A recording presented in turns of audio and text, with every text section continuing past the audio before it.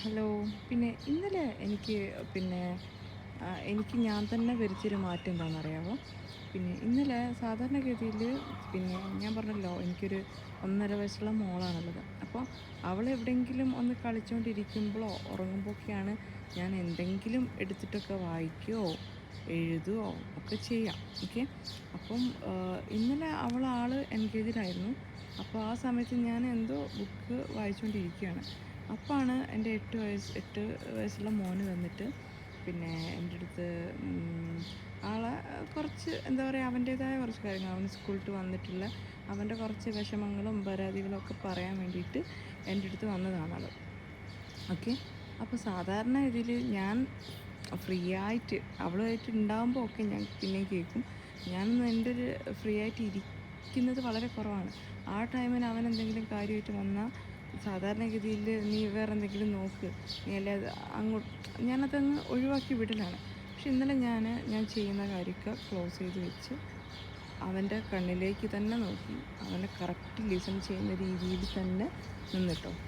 അപ്പം അപ്പോൾ ആളെന്താക്കി, ഒരുപാട് സംസാരിച്ചു മോനെ. ഒരുപാടെന്ന് പറഞ്ഞാൽ ഒരുപാട് സംസാരിച്ചു.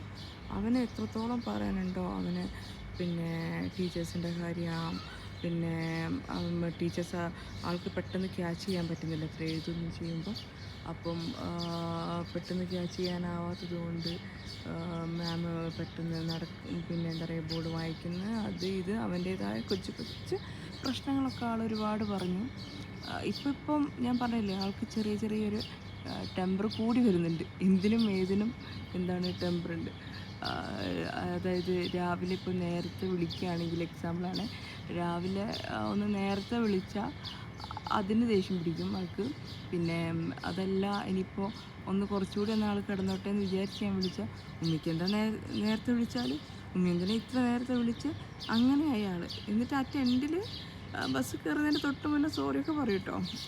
ഓനാൾ ഉഷാറാണ്, ക്യൂട്ടാണ്, സോ അണ്ടർസ്റ്റാൻഡിങ് ആയിട്ടുള്ളൊരു മോനാണ്. പക്ഷേ ഏജിൻ്റെ ഒരു വ്യത്യാസം കൊണ്ട് ആൾക്ക് എന്ത് വരുന്നുണ്ട്, മാറ്റങ്ങൾ വരുന്നുണ്ട്.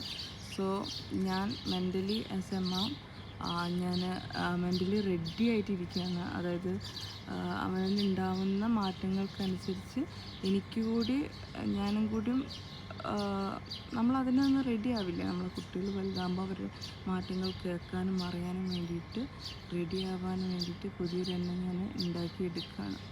ഓക്കെ. അപ്പം